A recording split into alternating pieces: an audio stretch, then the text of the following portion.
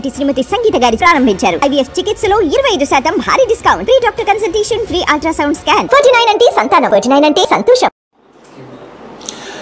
AP ముఖ్యమంత్రి చంద్రబాబు నాయుడు మాజీ PS Pendyala Srinivas మీద ప్రభుత్వం సస్పెన్షన్ ఎత్తివేయడం జరిగింది. ఆయన విధుల్లోకి తీసుకుంటూ నిన్న ప్రభుత్వం నుంచి ఒక జీవో కూడా విడుదలైంది. అయితే పెండ్యాల శ్రీనివాస్ మీద గతంలో వైఎస్ఆర్ కాంగ్రెస్ పార్టీ అధికారంలో ఉన్నప్పుడు ఆయన అధికార దుర్వినియోగానికి పాల్పడ్డారంటూ పలు అభియోగాలతోటి ఆయన్ని సస్పెండ్ చేయడం జరిగింది.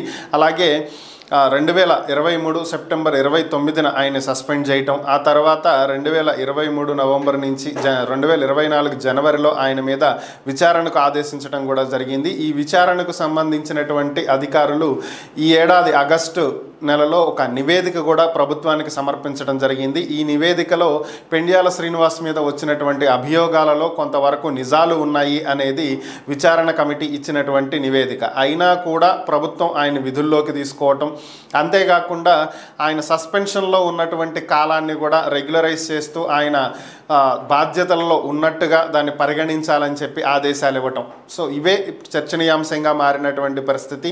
ఆల్రెడీ అభియోగాల్లో కొంతవరకు నిజాలు ఉన్నప్పుడు దాని మీద విచారణ చేపట్టకుండా మరలా ఆయన్ని విధుల్లోకి తీసుకోవటం ఏంటి అని చెప్పి ప్రతిపక్షాలు ప్రశ్నిస్తున్నటువంటి పరిస్థితి.